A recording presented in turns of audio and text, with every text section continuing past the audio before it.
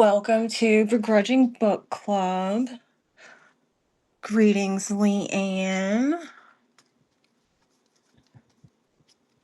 I guess my camera's in that weird space where it is switching. Oh, greetings, Wendy. Let's get these cards shuffled. Hope everybody's having a good Wednesday. So, Zombie, you've got reframe. Healing is just chaos that learned punctuation. Full stop, begin again. Oh, and I forgot because I'm terrible at intros sometimes. We are pulling some begrudgingly grateful cards to help set the vibes before we go on to reading whatever it is that has us calling Edgar Allan Poe a little bitch tonight. So, Kimberly, you're up next. Boundaries. Silence is a full sentence. Use punctuation as armor. Can have a silence with a period, question mark, exclamation point. You can jazz silence up if you try hard enough or just right. Oh, my camera keeps switching back and forth. I think I need to.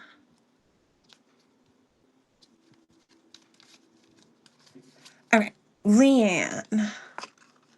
Ooh, you got soothe. Peace is an aesthetic, not a lifestyle. Apply gently, like sarcasm.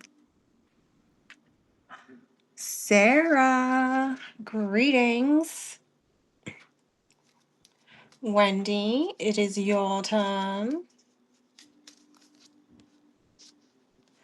You've got hydrate. Toast your own survival.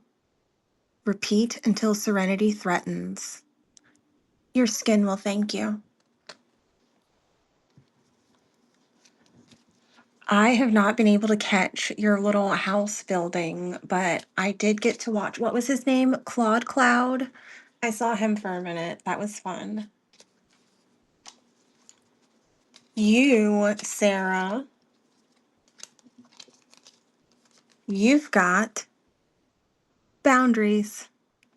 Decline gracefully, like a falling chandelier. Sparkle anyway. I think that's a very good card for you. Oops.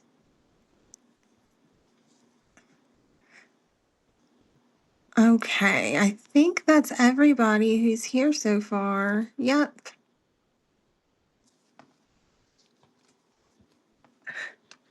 I thought it seemed very you. All right, so I will set these aside and remember to take pictures of your cards for you guys so you can carry your vibes with you. All right, set the cards aside. And now we've got what we're all here for.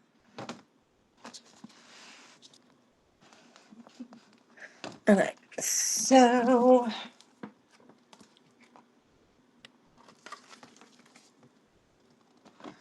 I was thinking, where is it?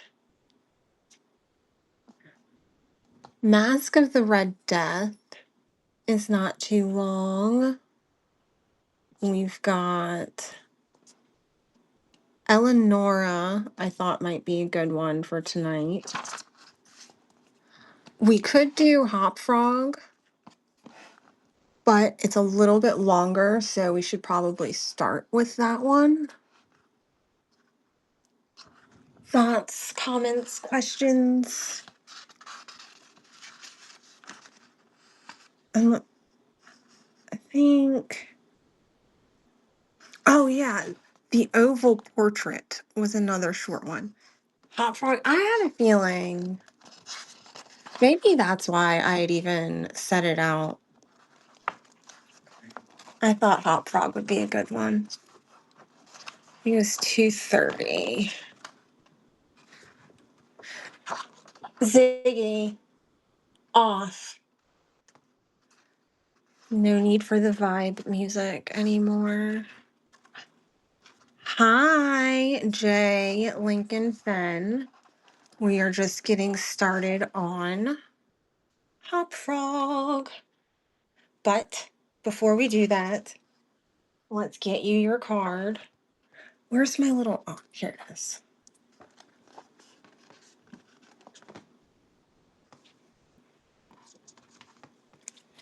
All right, let's see what vibe is going for you tonight. We've got move. Spin slowly until dizziness resembles clarity. Stop when the metaphor lands. Sometimes just a little silly interruption to all the bullshit helps.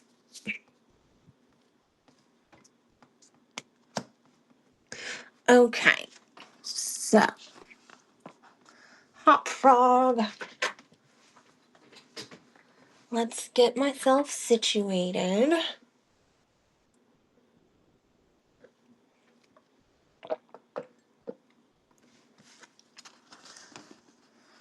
All right. I never knew anyone so keenly alive to a joke as the king was.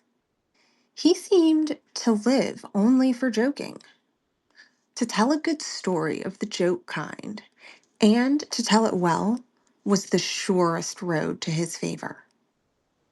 Thus, it happened that his 7 ministers were all noted for their accomplishments as jokers. They all took after the king, too, being large, corpulent, oily men, as well as imitable jokers. Whether people grow fat by joking, or whether there is something in fat itself which predisposes to a joke, I have never been quite able to determine. But it is certain that a lean joker is a rara avarice in terrace. Ah, what a rare bird on earth is probably what I'm guessing. Anybody else have guesses before we go? And oh, boom, rare bird on earth. We got it. About the refinements, or as he called them, the ghost of wit. The king troubled himself very little. He had an especial admiration for breadth in a jest and would often put up with length for sake of it. Over niceties wearied him. He would have preferred Rabelais' Gargantua to the Zadig of Voltaire, and, upon the whole, practical jokes suited his taste far better than verbal ones. Uh-oh. At the date of my narrative, professing jesters had not altogether gone out of fashion at court. Several of the great continental powers still retained their fools, who wore motley, with caps and bells, and who were expected to be always ready with sharp witticisms at a moment's notice, in consideration of the crumbs that fell from the royal table. Our king, as a matter of course, retained his fool. The fact is, he required something in the way of folly, if only to counterbalance the heavy wisdom of the 7 wise men who were his ministers, not to mention himself. His fool, or professional jester, was not only a fool, however. His value had trebled in the eyes of the king by the fact of his being also a dwarf and a cripple. Dwarfs were as common at court in those days as fools, and many monarchs would have found it difficult to get through their days. Days are rather longer at court than elsewhere, without both a jester to laugh with and a dwarf to laugh at. But As I have already observed, your jesters, in 99 cases out of 100, are fat, round, and unwieldy, so that it was no small source of self-gratulation with our king that, in Hop Frog, this was the fool's name, he possessed a triplicate treasure in one person. I believe the name Hop Frog was not that given to the dwarf by his sponsors at baptism, but it was conferred upon him by general consent of the several ministers on account of his instability to walk as other men do. In fact, Hop Frog could only get along with a sort of interjectional gait, something between a leap and a wriggle, of movement that afforded illimitable amusement, and, of course, consolation to the king. For, notwithstanding the perturbance of his stomach and a constitutional swelling of the head, the king, by his whole court, was accounted a capital figure. But, although Hop Frog, through the distortion of his legs, could move only with great pain and difficulty along a road or floor, the prodigious muscular power which nature seemed to have bestowed upon his arms, by way of compensation for deficiency in the lower limbs, enabled him to perform many feats of wonderful dexterity, where trees or ropes were in question, or anything else. Is that? Oh, my lag is still behind. But I think we're good. Um, Perform many feats of wonderful dexterity, where trees or ropes were in question, or anything else to climb.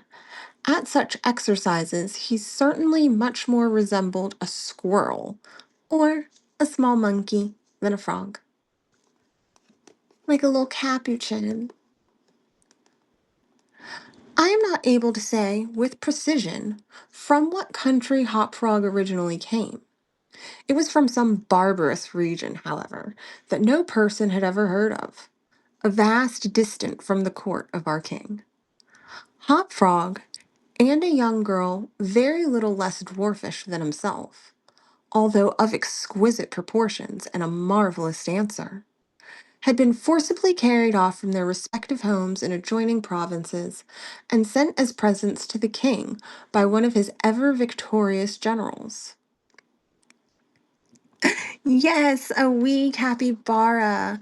I think maybe I should, somebody wrote a capybara poem. Maybe I should find that and read it when we have a break.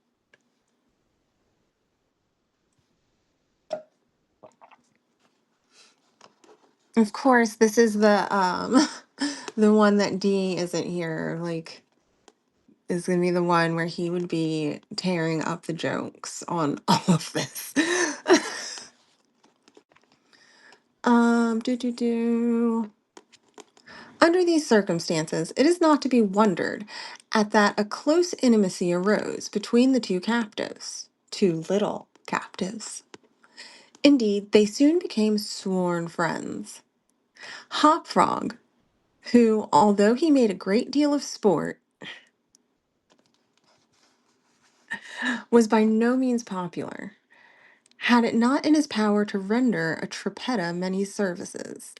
But she, on account of her grace and exquisite beauty, although a dwarf, was universally admired and petted. So she possessed much influence and never failed to use it, whenever she could, for the benefit of Hop Frog. On some grand state occasion, I forgot what the king determined to have a masquerade, and whenever a masquerade or anything of that kind occurred at court, then the talents, both of Hop Frog and Trippetta, were sure to be called into play. Hop Frog, in especial, was so inventive in the way of getting up pageants, suggesting novel characters, and arranging costumes for masked balls, that nothing could be done, it seems, without his assistance. The night appointed for the fete had arrived. A gorgeous hall had been fitted up under Trippetta's eye with every kind of device which she could possibly give a clot. Let's see what that is. I don't have a guess for that one. Ostentation, brilliant success. Okay, so she's going up there to be fancy. She could possibly give a clot to a masquerade. The whole court was in fever of expectation. As for costumes and characters, it might well be supposed that everybody had come to a decision on such points. Many had made up their minds as to what roles they should assume a week or even a month in advance. And in fact, there was not a particle of indecision anywhere, except in the case of the king and his 7 ministers.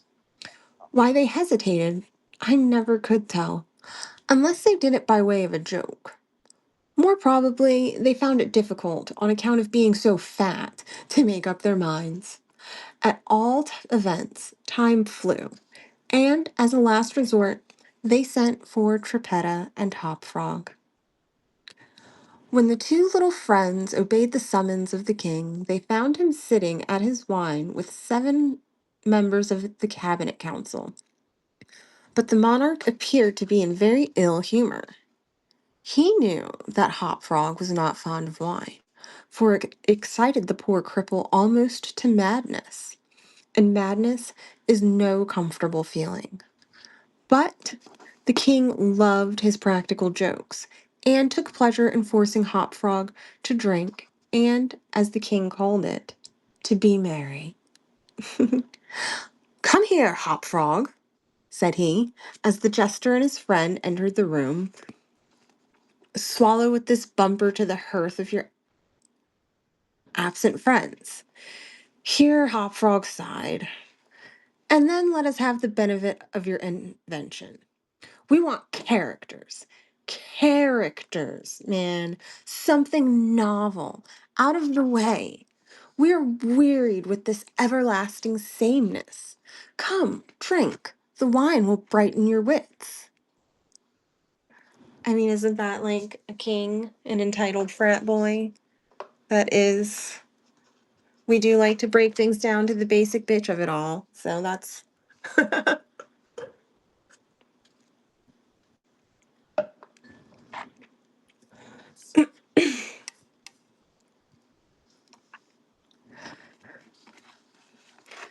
Hop Frog endeavored, as usual, to get up a jest in reply to these advances from the king, but the effort was too much. It happened to be the poor dwarf's birthday, and the command to drink to his absent friends forced the tears to his eyes. Oh, they kept saying, "Pour one for the homies." Come on, Hop Frog, you've got to have a drink for the homies. Many large, bitter drops fell into the goblet as he took it, humbly, from the hand of the tyrant.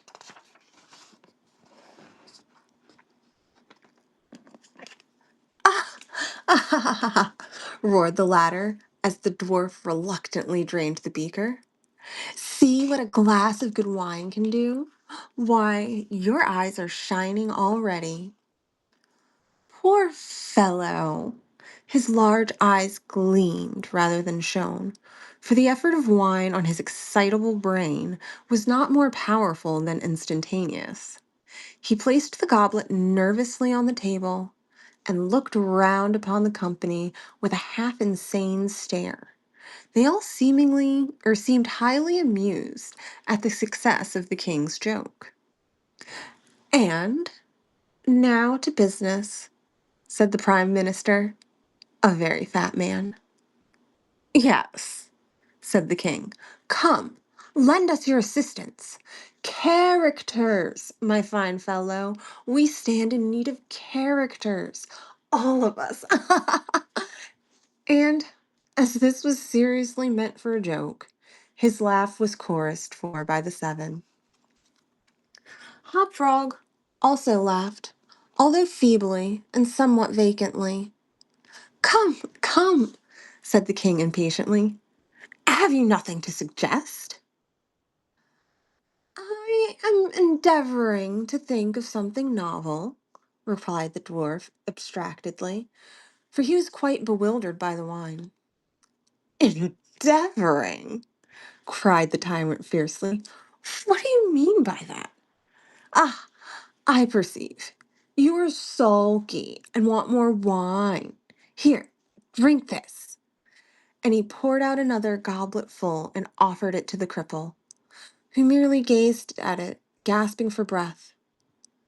Drink, I say, shouted the monster, or by the fiends. The dwarf hesitated. The king grew purple with rage. The courtiers smirked. Trippetta, pale as a corpse, advanced to the monarch's seat, and falling on her knees before him, implored him to spare her friend. The tyrant regarded her, for some moments, in evident wonder at her audacity.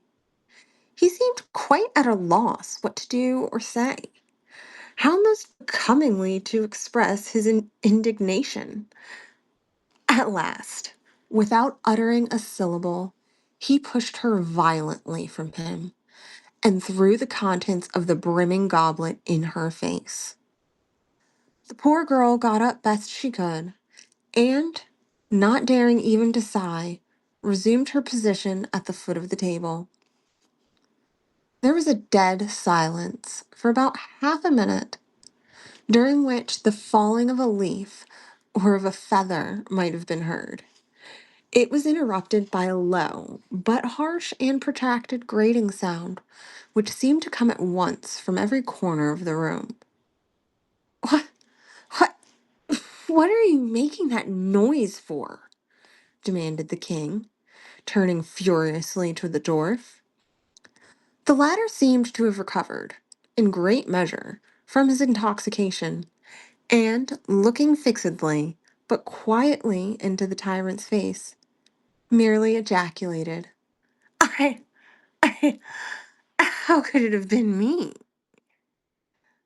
The sound appeared to come from without, observed one of the courtiers. I fancy it was the parrot at the window, wetting his, wetting his bill upon the cage wires. True, replied the monarch, as if much relieved by the suggestion. But, on the honor of a knight, I could have sworn that it was the gritting of this vagabond's teeth. Hereupon the dwarf laughed.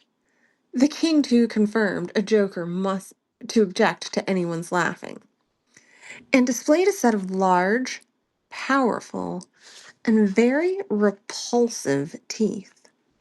Moreover, he avowed his perfect willingness to swallow as much wine as desired. The monarch was pacified, and having drained another bumper with no perceptible ill effect, Hopfrog entered at once, and with spirit, into the plans for the masquerade. I cannot tell what was the association of idea, observed he, very tranquilly, and as if he had never tasted wine in his life. But just after your majesty had struck the girl and thrown the wine in her face, just after your majesty had done this, and while the parrot was making that odd noise outside the window, there came into my mind a capital diversion, one of my own country frolics. Okay.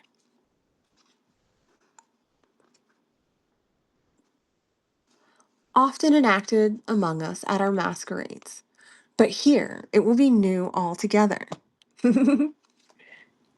Getting devious. At our masquerades, but here it will be new altogether. Unfortunately, however, it requires a company of 8 persons, and here we are, cried the king, laughing at his acute discovery of coincidence. 8 to a fraction, I and my 7 ministers. Come, What is the diversion? We call it, replied the cripple, the eight chained orangutans. Okay, I've that's a new one.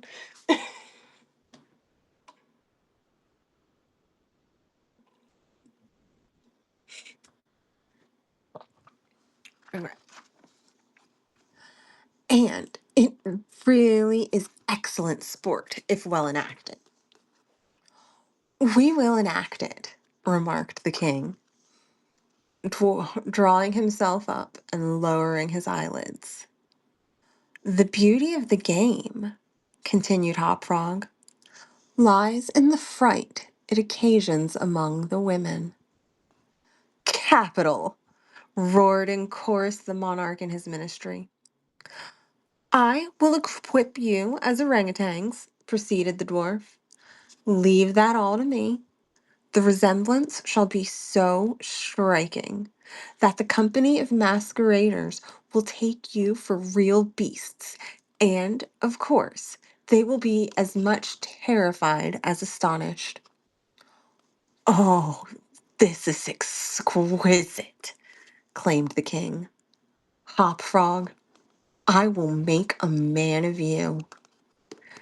The chains are for the purpose of increasing the confusion by their jangling. You are supposed to have escaped en masse from your keepers.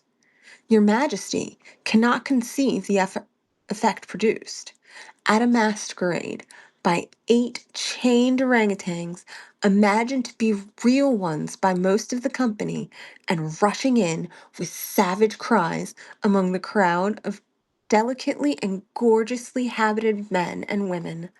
The contrast is inimitable. Inimitable. Ugh. It must be, said the king, and the council arose hurriedly, as it was growing late, to put in execution the scheme of Hop Frog. Oh.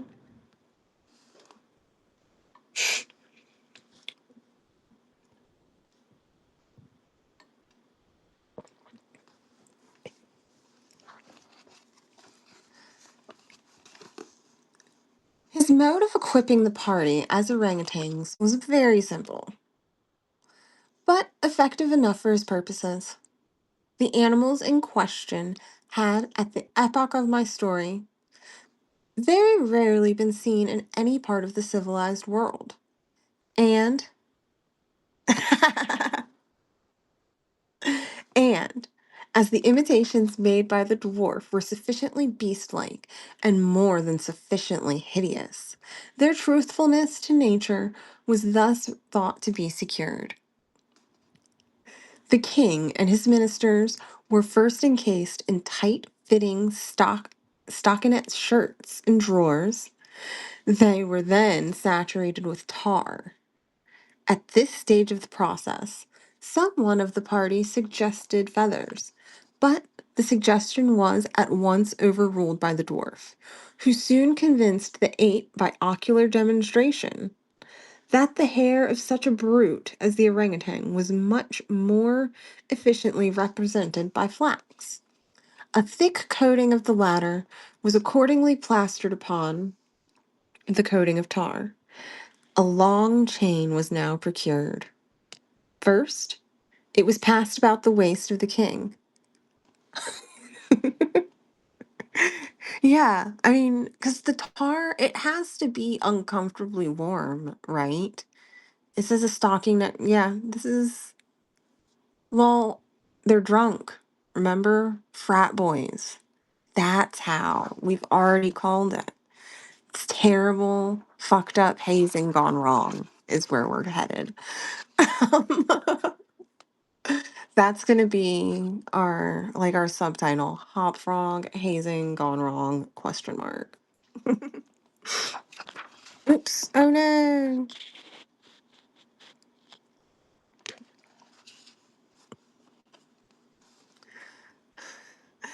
Okay, a long chain was now procured. First, it was passed about the waist of the king, and tied then about another of the party. and also tied, then about all successively, in the same manner. When this chaining arrangement was complete, the parties stood as far apart from each other as possible. They formed a circle, and to make things appear all natural, Hop Frog passed the residue of the chain in two diameters at right angles across the circle after the fashion adopted at the present day by those who capture chimpanzees or other large apes in Borneo. The grand saloon in which the masquerade was to take place was a circular room, very lofty, and receiving the light of the sun only through a single window at the top. At night, the season for which the apartment was especially designed, it was illuminated principally by a large chandelier. Ooh, I wonder if this chandelier will be like Sarah. Were these cards foretelling something too, not just giving Sarah her vibes? Will this chandelier decline gracefully?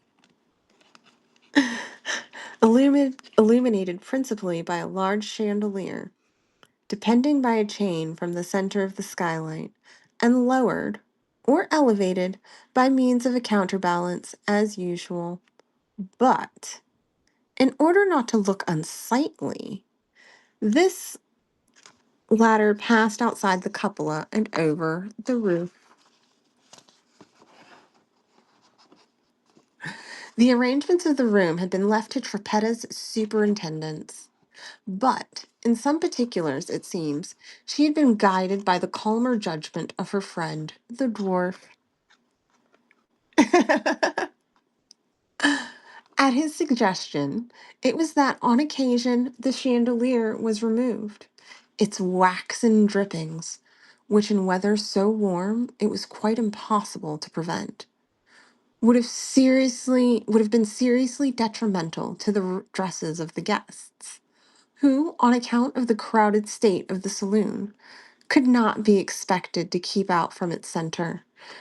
That is to say, from under the chandelier. Additional sconces were set in various parts of the hall. Out of the war, and a flambeau emitting sweet odor was placed in the right hand of each of the caryatides that stood against the wall, some 50 or 60 altogether. The 8 orangutans, taking Hop Frog's advice, waited patiently until midnight, when the room was thoroughly filled with masqueraders. Yeah, I mean, it's a masquerade, so I feel like that could be code for orgy. I'm here with you. When the room was thoroughly filled with masqueraders before making their appearance. No sooner had the clock ceased striking, however, than they rushed, or rather rolled in all together, for the impediments of their chains caused most of the party to fall, and all to stumble as they entered. The excitement among the masqueraders was prodigious, and filled the heart of the king with glee. As had been anticipated, there were not a few of the guests who supposed the ferocious looking creatures to be beasts of some kind in reality, if not precisely orangutans. Many of the women swooned with affright, and had not the king taken the precaution to exclude all weapons from the saloon, his party might soon have expiated their frolic in blood. As it was, a general rush was made for the doors, but the king had ordered them to be locked immediately upon his entrance, and, at the dwarf's suggestion, the keys had been deposited with him. Uh-oh, stampede at the orgy. While the tumult was at its height, and each masquerader attentive only to his own safety. For, in fact, there was much real danger from the pressure of the excited crowd. Hi, Deidre. We are reading Hop Frog, And I'm reading comments too about how Wendy thinks the girls need to toughen up. Let's get you your card since I paused. Oop, it fell. So we joke they might be like tarot, might not be. You got reframe. Curating pain is not the same as releasing it. Catalog later, feel it now. All right. And where'd my card that's keeping track of everything go? All right. Back to it. So we have a dwarf who's tired of a king's shit. And the king loves pranks. Hop Frog loves pranks even more. He has them dressed up as fake monkeys and chained together, and they're storming a party as a joke. And actually, the party's a masquerade. Wendy says could possibly be an orgy. Well, she doesn't say, but it's on the table. Let's see. While the tumult was at its height, and each masquerader attentive only to his own safety, for, in fact, there was much real danger from the pressure of the excited crowd. Ah, orgy stampede, like I said. The chain by which we got it, Sarah. The chain by which the chandelier ordinarily hung, and which had been drawn up on its removal, might have been seen very gradually to descend until its hooked extremity came within 3 feet of the floor. If that is not declining gracefully, because it did not hit the ground. Like I said, these cards know things, and Sarah, you got the ultimate winner draw. Um, Soon after this, the king and his 7 friends, having reeled about the hall in all directions, found themselves at length in its center and, of course, in immediate contact with the chain. While they were thus situated, greetings, Fortune. We'll have to get your card later. We're just getting to the good part. We have declining chandeliers, well, falling chandeliers, and everything. While they were thus situated, the dwarf, who had followed noiselessly at their heels, inciting them to keep up the commotion, took hold of their own chain, and at the intersection of the two portions which crossed the circle diametrically and at the right angles, here, with the rapidity of thought, he inserted the hook from which the chandelier had been wont to depend, and in an instant, by some unseen agency, the chandelier chain was drawn up so far upward as to take the hook out of reach. And as an inevitable consequence, to drag the orangutans together in close connection and face to face. And these orangutans, by the way, are latecomers, not orangutans. They're old rich dudes dressed up in like shirts, tar, and flax. They're pulling a pranksies. The masqueraders, by this time, had recovered in some measure from their alarm and beginning to regard the whole matter as a well contrived pleasantry, and set up a loud shout of laughter at the predicament of the apes. Leave them to me, now screamed Hop Frog, his shrill voice making itself easily heard all through the din. Leave them to me. I fancy I know them. If I can only get a good look at them, I can soon tell who they are. Here, scrambling over the heads of the crowd, he managed to get to the wall, when seizing a flambeau, from one of the carry tides, he returned. As he went to the center of the room, leaping with the agility of a monkey, like a little capuchin, upon the king's head, and thence clambered a few feet up the chain, holding down the torch to examine the group of orangutans, and still screaming, "I shall soon find out who they are." All right, this is a decent enough little stopping point. Fortune, you've got boundaries. The delay is the decision. Listen for the echo. And I will take a picture and post it later so you can carry your vibe with you. And now, the whole assembly, apes included, were convulsed with laughter. The jester suddenly uttered a shrill whistle when the chain flew violently up for about 30 feet, dragging with it the dismayed and struggling orangutans and leaving them suspended in mid-air between the skylight and the floor.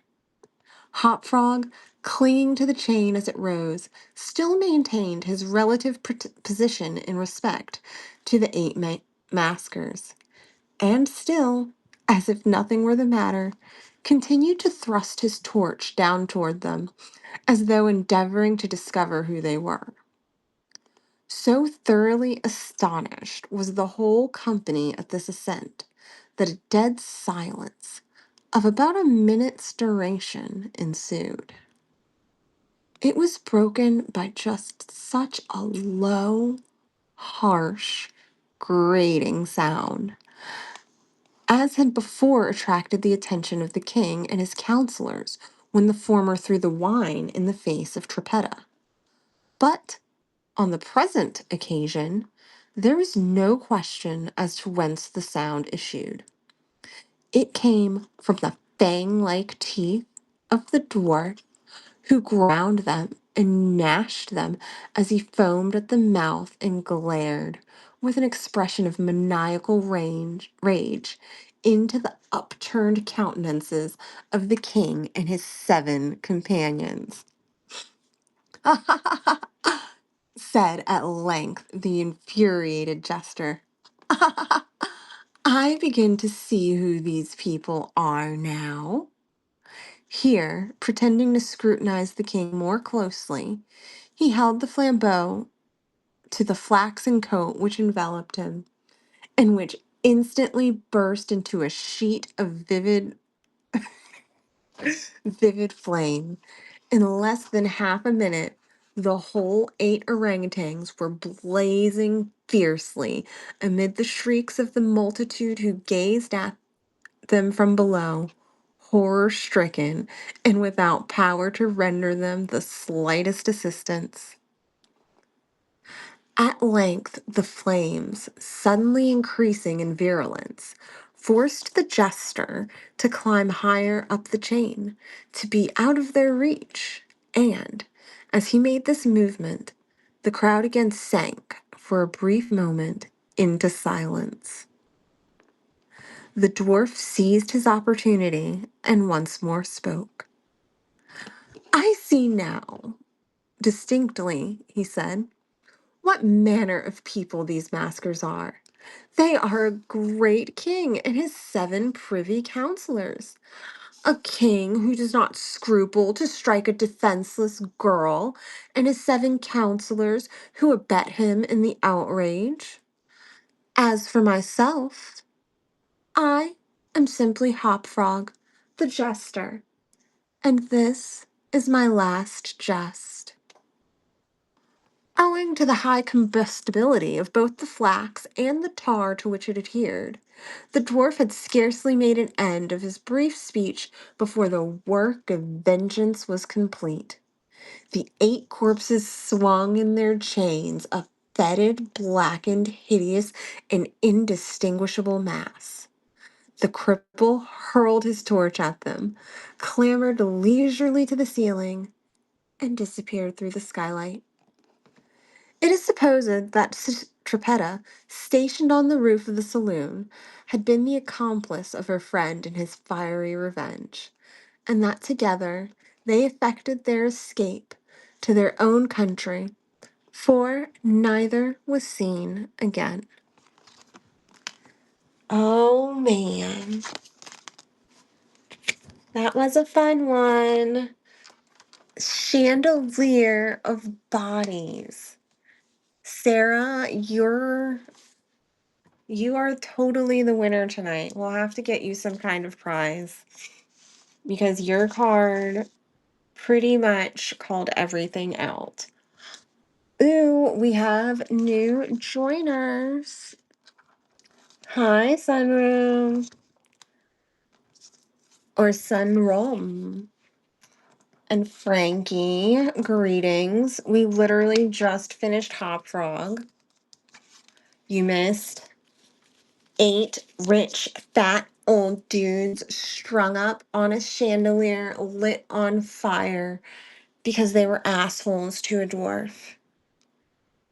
Room. Gotcha. All right. So let's get these cards shuffled. I made a bit of a mess of them. And Sunroom, your card is huh, boundaries. Not today. Emotional capitalism. Invoice later. Emotions don't own you. Did you know that? It's a fun fact. You can invoice them for later, and really, they don't owe you much either. Besides the learning experience, I guess. And then Frankie,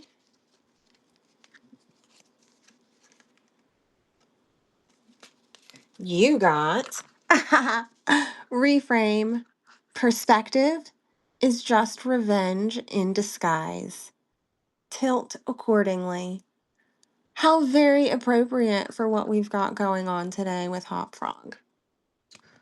All right, and oh, I know Brandon likes to joke, a highlighter can't keep him straight, but it does help me. So we need to mark this one off. Ooh, I'm going to put this because I think I want to read that one next. Mask of Red Death. All right, so Hop Frog. And what time is it? It's 10:47. So yeah, one of these 3-pagers.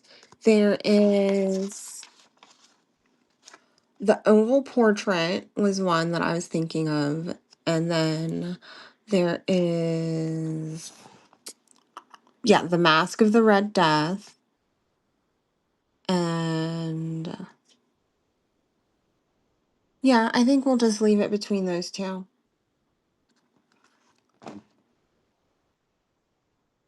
Because what's the other one? Yeah, Eleanor is a little bit longer.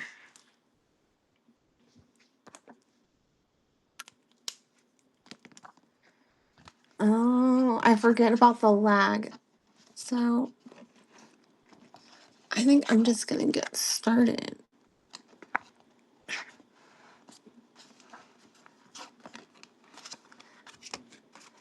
Yeah, Wendy is our resident chat. I don't want to call you the chat mistress.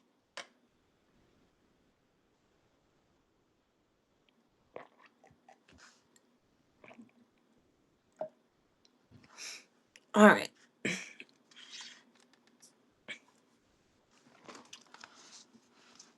The mask.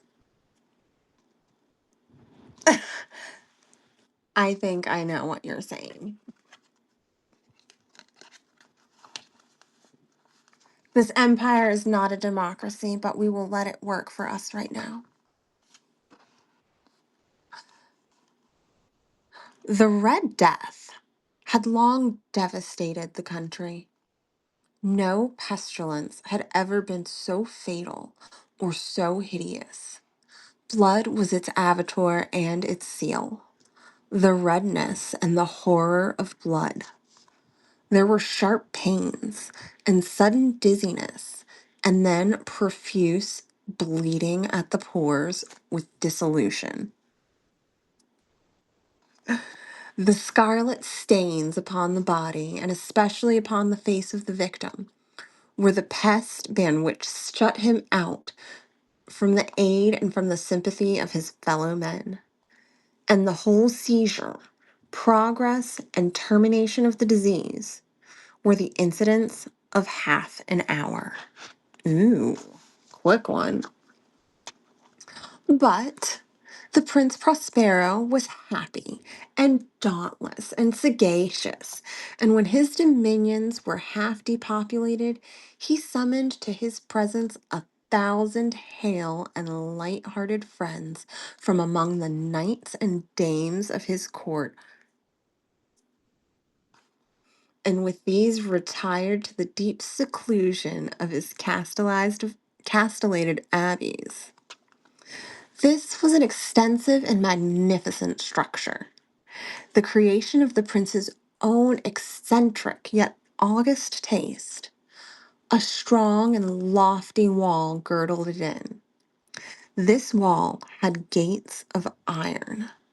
The courtiers, having entered and brought furnaces and massy hammers and welded the bolts, they resolved to leave means neither of ingress or egress to the sudden impulses of despair or of frenzy from within. The abbey was amply provisioned. With such precautions, the courtiers might bid defiance to contagion. The eternal world could take care of itself. In the meantime, it was folly to grieve or to think. The prince had provided all appliances of pleasure. There were buffoons, there were improvisatori.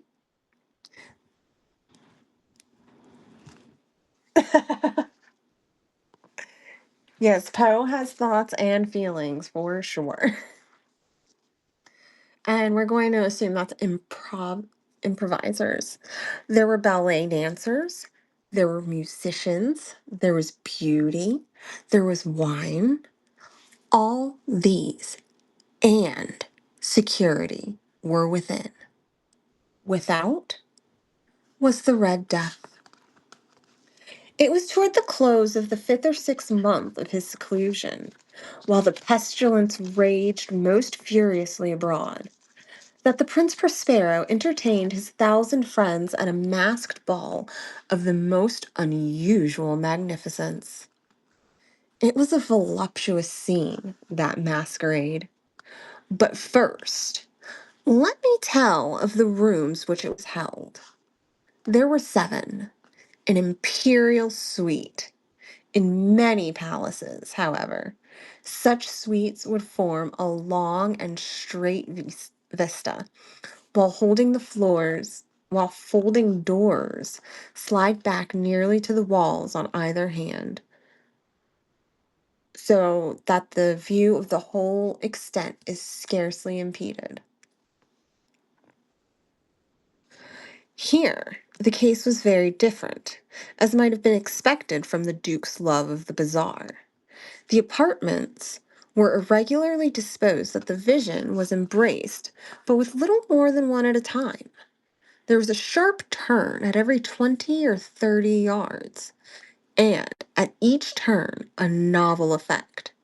To the right and left, in the middle of each wall, a tall and narrow Gothic window looked out upon a closed corridor which pursued the windings of the suite. These windows were of stained glass whose color varied in accordance with the prevailing hue of the decorations of the chamber into which it opened. That at the eastern extremity was hung, for example, in blue, and vividly blue were its windows. The second chamber was purple in its ornaments and tapestries, and here the panes were purple. The third was green throughout, and so were the casements. The fourth was furnished and lighted with orange. The fifth was white. The sixth was violet. The seventh apartment was closely shrouded in black velvet tapestries that hung all over the ceiling and down the walls, falling in heavy folds upon a carpet of the same material and hue. But in this chamber only, the color of the windows failed to correspond with the decorations. The panes were scarlet, a deep blood color. Now, in no one of the seven apartments was there any lamp or candelabrum amid the profusion of golden ornaments that lay scattered to and fro or depended from the roof. There was no light of any kind emanating from the lamp or candle within the suite of chambers. But in the corridors that followed the suite, there stood opposite to each window a heavy tripod bearing a brazier of fire that projected its rays through the tainted glass and so glaringly illuminated the room. And thus were produced a multitude of gaudy and fantastic appearances. But in the western or black chamber, the effect of the firelight that streamed upon the dark hangings through the blood tinted panes was ghastly in the extreme, and produced so wild a look upon the countenances of those who entered that there were few of the company bold enough to set foot within its precincts at all. Oh, we need a water break. Too bad Fiona isn't here. I can do that ASMR gulping for her.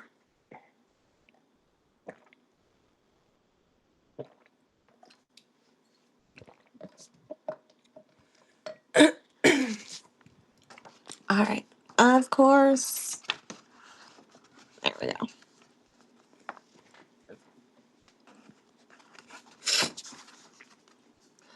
It was in this apartment also that there stood against the western wall a gigantic clock of ebony. Its pendulum swung to and fro with a dull, heavy, monotonous clang. And when the minute hand made the circuit of the face, and the hour was to be stricken, there came from the brazen lungs of the clock a sound which was clear and loud and deep and exceedingly musical, but of so peculiar a note and emphasis that at each lapse of an hour, the musicians of the orchestra were constrained to pause momentarily in their performance to hearken to the sound, and thus the waltzers perforce ceased their evolutions, and there was a brief disconnect of the whole gay company. And while the chimes of the clock yet rang, it was observed that the giddiest grew pale, and the more aged and sedate passed their hands over their brows if confused in reverie or meditation. But when the echoes had finally ceased, a light laughter at once pervaded the assembly. The musicians looked at each other and smiled as if their own nervousness and folly made whispering vows, each to the other, that the next chiming of the clock should produce in them no similar emotion. And then, after the lapse of 60 minutes, which embrace 3,600 seconds of the time that flies, there came yet another chiming of the clock, and there were the same disconcert and tremulousness and meditation as before. But, in spite of these things, it was a gay and magnificent revel. The tastes of the Duke were peculiar. He had a fine eye for colors and effects. He disregarded the decora of mere fashion. His plans were bold and fiery, and his conceptions glowed with barbaric luster. There are some who would have thought him mad. His followers felt that he was not. It was necessary to hear and see and touch him to be sure that he was not. He had directed, in great part, the movable embellishments of the seven chambers upon occasion of this great feat, and it was in his own guiding taste which had given character to the masqueraders. Be sure they were grotesque. There were much glare and glitter and piquancy and phantasm, much of what has been since the Hernani. There were arabesque figures with unsuited limbs and appointments. There were delirious fancies, such as the madman fashions. There were much of the beautiful, much of the wanton, much of the bizarre, something of the terrible, and not a little of that which might have excited disgust. Oh, yes, some barbaric luster with your disgust, Wendy. Excited disgust. To and fro in the seven chambers there stalked, in fact, a multitude of dreams. And these, the dreams, writhed in and about, taking hue from the rooms and causing the wild music of the orchestra to seem as the echo of their steps. And, anon, there strikes the ebony clock which stands in the hall of the velvet.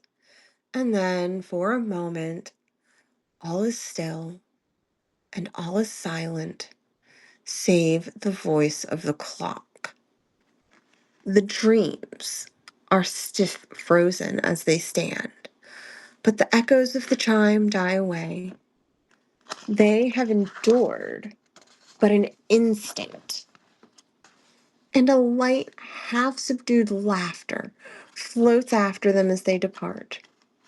And now again, the music swells, the dreams live, and writhe to and fro more merrily than ever, taking hue from the many tinted windows through which stream the rays from the tripods. But to the chamber which lies most westwardly of the seven, there are now none of the maskers who venture, for the night is waning away, and there flows a ruddier light through the blood-colored panes, and the blackness of the sable drapery appalls.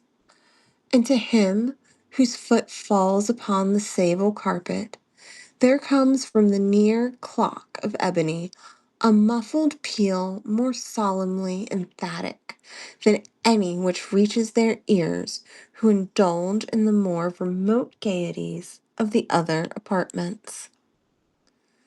But these other apartments were densely crowded, and in them beat feverishly the heat, the heart of life. And the revel went whirlingly on until at length there commenced the sounding of midnight upon the clock, and the music ceased, as I have told, and the evolutions of the waltzers were quieted, and there was an uneasy cessation of all things as before. But now there were 12 strokes to be sounded by the bell of the clock, and thus it happened, perhaps, that more of the thought crept, with more of time, into the meditations of those thoughtful among those who reveled. And thus, too, it happened, perhaps, that before the last echoes of the last chime had utterly sank into silence, there were many individuals in the crowd who had found leisure to become aware of the presence of a masked figure which had arrested the attention of no single individual before. And the rumor of this new presence having spread itself whisperingly around, there arose at length from the whole company a buzz or murmur or expressive of disprobation and surprise, Then, finally, of terror, of horror, and of disgust. In an assembly of phantasms, such as I have painted, it may well be supposed that no ordinary appearance could have excited such sensation. In truth, the masquerade license of the night was nearly unlimited, but the figure in question had Heroded Herod. Okay, he out Heroded Herod and gone beyond the bounds of even the prince's indefinite decorum. There are clouds in the hearts of the most reckless which cannot be touched without emotion. Even with the utterly lost, to whom life and death are equally jests, there are matters of which no jest can be made. The whole company, indeed, seemed now deeply to feel that in the costume and bearing of the stranger neither wit nor propriety existed. The figure was still tall and gaunt, and the visage was made so nearly to resemble the countenance of a stiffened corpse that the closest scrutiny must have had difficulty in detecting the cheat. And yet, all this might have been endured, if not approved, by the mad revelers around. But the murmur had gone so far as to assume the type of the Red Death. His vesture was dabbled in blood, and his broad brow, with all the features of the face, was besprinkled with scarlet horror. When the eyes of Prince Prospero fell upon this spectral image, which with a slow and solemn movement, as if more fully to sustain its role, stalked to and fro among the waltzers, he was seen to be convulsed, and in the first moment, with a strong shudder of either terror or distaste, but in the next, his brow reddened with rage. "Who dares?" he demanded hoarsely of the courtiers who stood near him. "Who dares insult us with this blasphemous mockery? Seize him and unmask him, that we may know whom we have to hang at sunrise from the battlements." It was in the eastern or blue chamber in which stood the Prince Prospero as he uttered these words. They rang throughout the 7 rooms loudly and clearly. For the prince was bold and a robust man, and the music had become hushed at the waving of his hand. It was in the blue room where stood the prince, with a group of pale courtiers by his side. At first, as he spoke, there was a slight rushing movement of this group in the direction of the intruder, who, at the moment, was also near at hand, and now, with deliberate and stately step, made closer to approach with the speaker. But, from a certain nameless awe with which the mad assumptions of the murmur had inspired the whole party, there was found none who put forth hand to seize him, so that, unimpeded, he passed within a yard of the prince's person.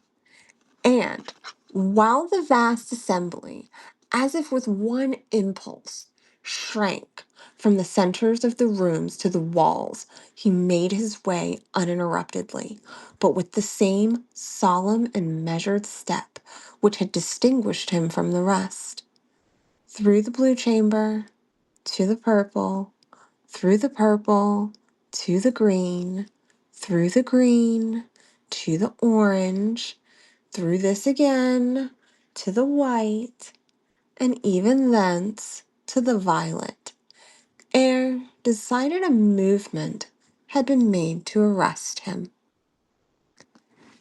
It was then, however, that Prince Prospero, maddening with rage and the shame of his own momentary cowardice, rushed hurriedly through the 6 chambers, while none followed him on account of a deadly terror that had seized upon all.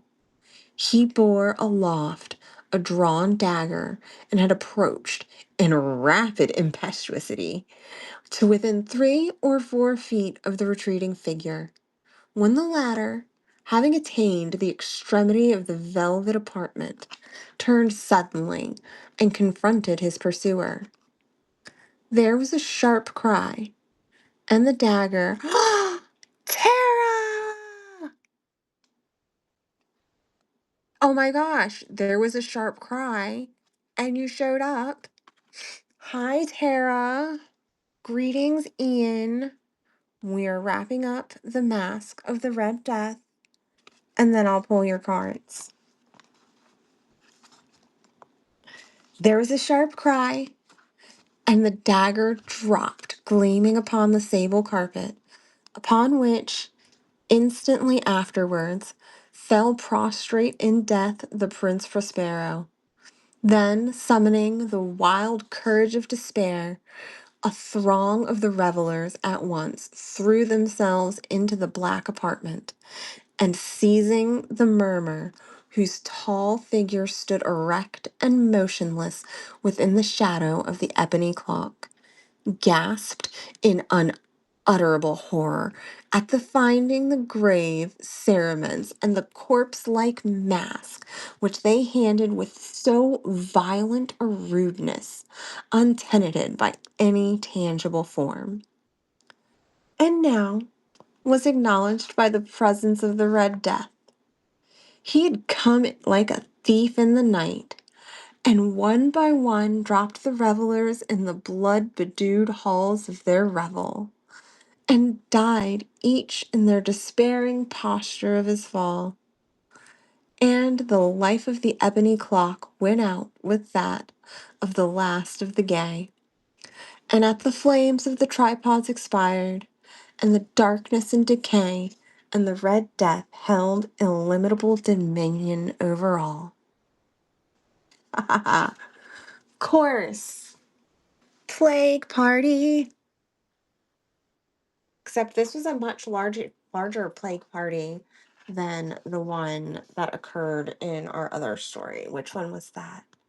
It was called a fable, I do believe.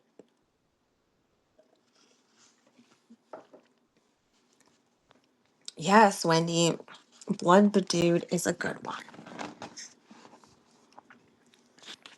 Thank you.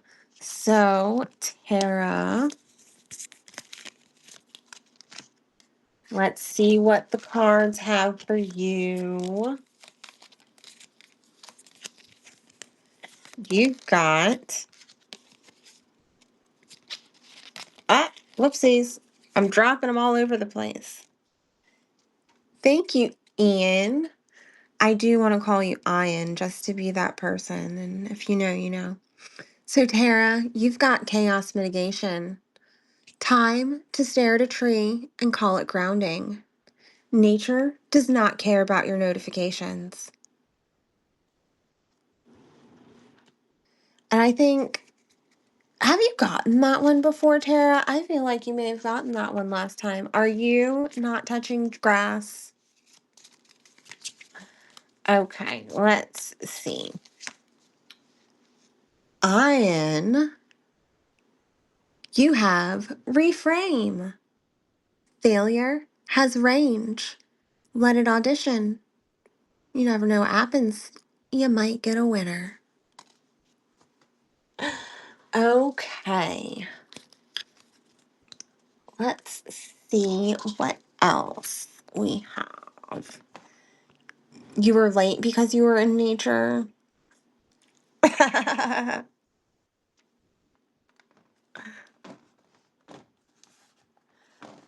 Let's see. I'm not reading another long one, but I feel like there was a shorter one I saw somewhere.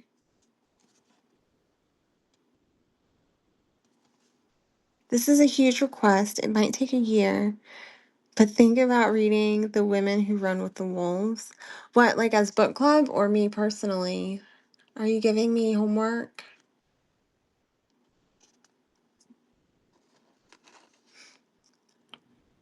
Because I want to, I'm reading The Raven. I don't care. We've done it before. We're doing it again. And that will be how we close Begrudging Book Club this time. What did it say? 65? I was joking. It's okay. Oh, 76. Okay.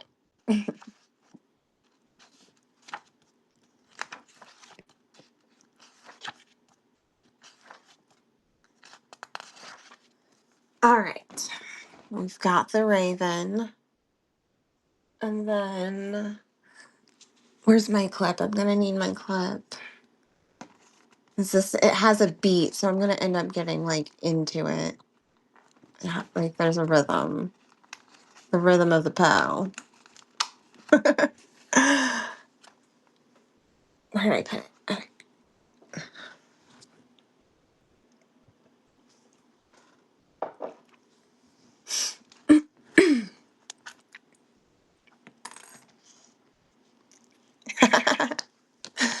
Good. I'm glad you're settled. The Raven.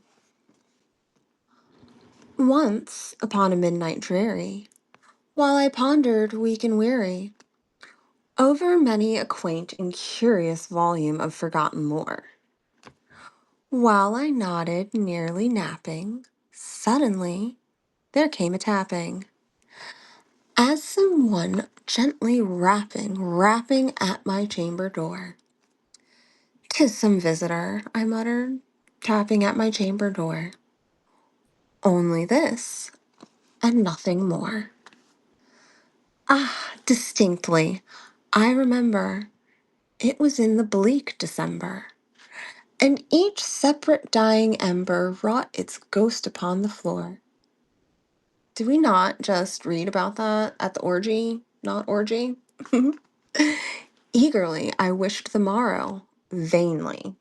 I had sought to borrow from my book's sure cease of sorrow, sorrow for the lost Lenore, for the rare and radiant maiden whom angels named Lenore, nameless here forevermore.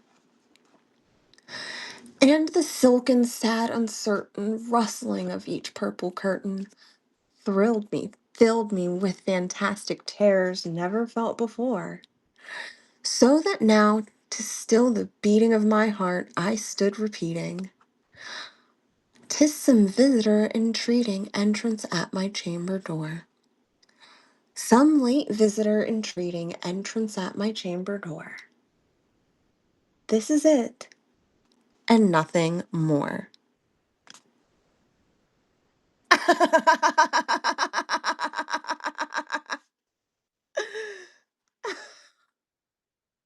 Presently, my soul grew stronger, hesitating then no longer. "Sir," said I, "or madam, truly your forgiveness I implore. But the fact is I was napping, and so gently you came rapping, and so faintly you came tapping at my chamber door, that I scarce was sure I heard you. Here I opened wide the door. Darkness there, and nothing more." Deep into that darkness peering, so long I stood there, wondering, fearing, doubting, dreaming dreams no mortal ever dared to dream before. But the silence was unbroken, and the darkness gave no token, and the only word there spoken was the whispered word, "Lenore." This I whispered, and an echo murmured back the word, "Lenore." Merely this, and nothing more. Back into the chamber, turning, all my soul within me burning. Soon I heard again a tapping somewhat louder than before. Surely, said I, surely that is something at my window lattice. Let me see then what thereat is, and this mystery explore. Let my heart be still a moment, and this mystery explore. 'Tis the wind, and nothing more. Open here I flung the shutter, when with many a flirt and flutter, in there stepped a stately raven of the saintly days of yore. Not least obeisance made he. Not an instant stopped or stayed he, but with mien of lord or lady, perched above my chamber door, perched above perched upon a bust of Pallas, just above my chamber door, perched and sat and nothing more. Then this ebony bird beguiling my sad fancy into smiling, by the grave and stern decorum of the countenance it wore. Though thy crest be shorn and shaven, thou, I said, art sure no craven, ghastly, grim, and ancient raven wandering from the nightly shore? Tell me what thy lordly name is on the night Plutonian's shore. Quoth the raven, nevermore. Much I marveled this ungainly fowl to hear discourse so plainly, though this answer little meaning, little relevancy bore.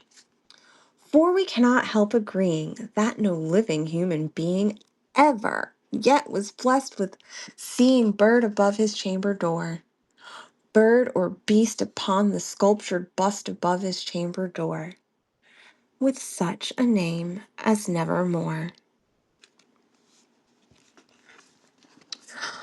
But the raven sitting lonely on the placid bust, they're my World Cup nails. I was like really getting into it and I almost didn't stop. But yes, they're my World Cup nails. We can discuss later.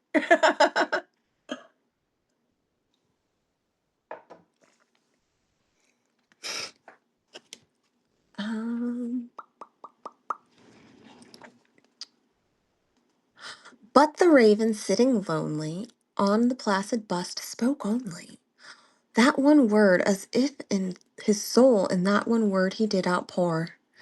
Nothing farther than he uttered, not a feather than he fluttered, till I scarcely more than muttered, other friends have flown before. On the morrow he will leave me, as my hopes have flown before. Then the bird said, nevermore. Startled at the stillness broken by reply so aptly spoken. Doubtless, said I, what it utters its shock and store. Caught from some unhappy master, whom unmerciful disaster followed faster, till his songs one burden bore, till the dirges of his hope that melancholy burden bore, of never, nevermore. But the raven still beguiling all my sad soul into smiling, straight I wheeled a cushioned seat in front of a bird and bust and door. Then upon the velvet sinking, I betook myself to linking fancy unto fancy, thinking, what this ominous bird of yore, what this grim, ungainly, ghastly, gaunt, and ominous bird of yore meant in croaking, nevermore.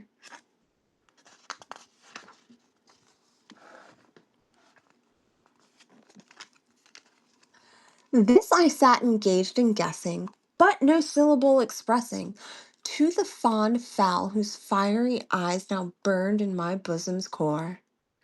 This and more I sat divining, with my head at ease reclining, on the cushion's velvet lining, that the lamplight gloated o'er. but whose velvet violet lining with the lamplight gloating o'er she shall press, ah, nevermore. Greetings, Fernando. Welcome to Begrudging Book Club. I just stopped anyways, so we're finishing up the Raven. But let's get you your card. You got chaos, mitigation, smile vaguely. It confuses people. Mystique over energy. And this is not your, oh, why aren't you smiling? No. This is when the world's on fire all around you and you're smiling and everyone else is like, do you have the secret? No. But fuck you guys. Anyway, back to the Raven. Then methought the air grew denser, perfumed from an unseen censer, swung by angels whose faint footfalls tinkled on the tufted floor. Wretch, I cried, thy God hath lent thee. By these angels he hath sent me. Respite, respite, and nepenthe from thy memories of Lenore. Quaff, oh quaff this kind nepenthe, and forget this lost Lenore. Quoth the Raven, nevermore. Prophet, said I, thing of evil, prophet still, if bird or devil, whether tempter sent, whether tempest tossed thee here ashore, desolate, yet all undaunted, on this desert land enchanted, on this home by horror haunted, tell me truly, I implore, is there balm in Gilead? Tell me, I implore. Quoth the Raven, nevermore.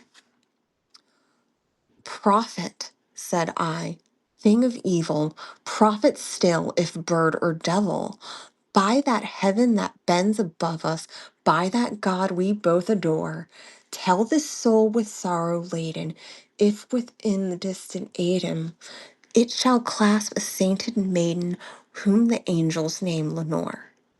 Clasp a rare and radiant maiden whom the angels name Lenore. Quoth the Raven, nevermore. Stefan!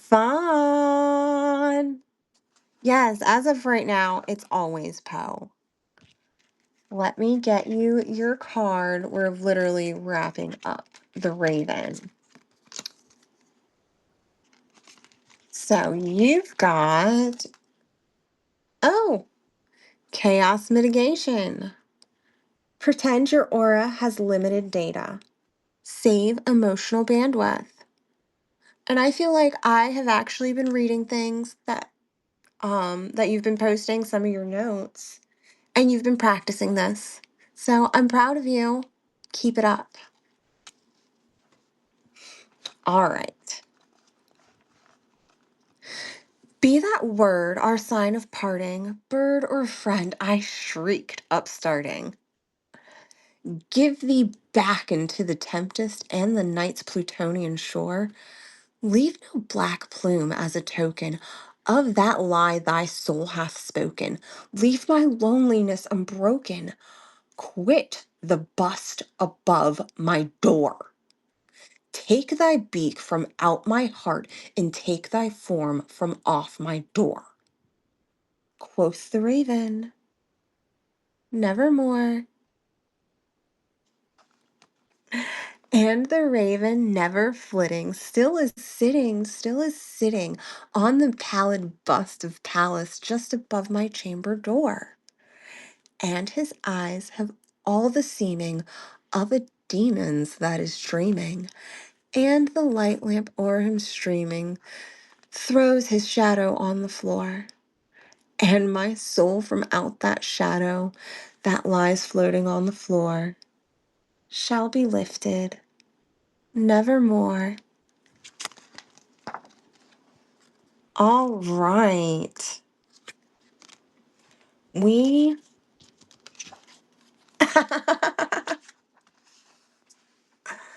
who did ask for this? I don't know. I mean, even if you're being all sad little bitch boy emo, what is the worst thing about a raven hanging out on top of your door? So, thank you guys. I'm going to take a picture of everyone's cards and I'll post them later. Sorry, latecomers. I'm still glad you showed up, but my voice is getting rough and I can only read for so long before I can't actually read. Um,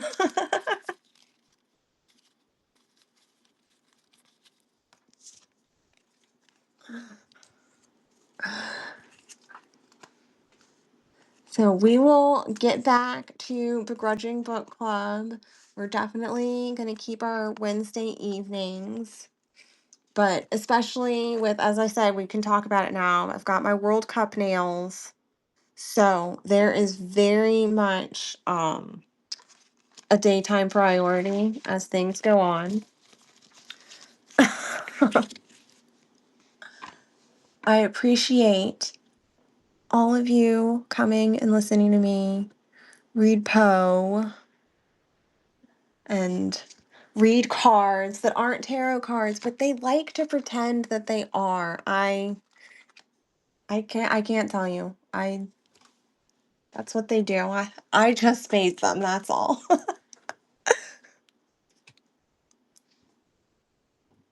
Yeah, so we've got the soccer balls or footballs, we've got USA, we've got England. This is actually, you'd think Brazil, it's Australia. They have those fun yellow kits with it's a darker green than Brazil. And then we've got Scotland, because I don't know if you guys have been keeping up with it, but Scotland has invaded Boston and I am living for the content. I mean, I don't know if you guys keep up with how absolutely furiously I'm mad about it. So anytime you want to talk Premier League or World Cup, I'm here. It's all I plan my life about it. We will fold New Zealand into Australia. I only have, but like, do you see this? It took me forever and it is gorgeous and I'm so proud of myself. I had to like Yes, there were men in kilts doing dance offs with Haitians. I saw drunken, like party yachts going down a river, and it's fantastic. They took over a baseball game. They came to America for soccer, and they went to a baseball match at Fenway Park. Like, I think 5,000 people went to the baseball game, and there's like upwards of 30,000 Scottish people in New England right now, and I'm living for it. It's crazy. They Planes from Scotland to America literally ran out of alcohol on the way across the ocean. There are bars in Boston literally running out of beer, emergency shipments, but everything is still so wholesome still. Like, I'm not reading any trash. It's great. So, if you have not looked into the Scotland and the Tartan Army's invasion of Boston, please go do that. And oh, I guess I need to like tag John Watson. I saw him in his Scotland gear. But yeah, I'm mixing words up. It's time for me to go. You guys have a fabulous evening.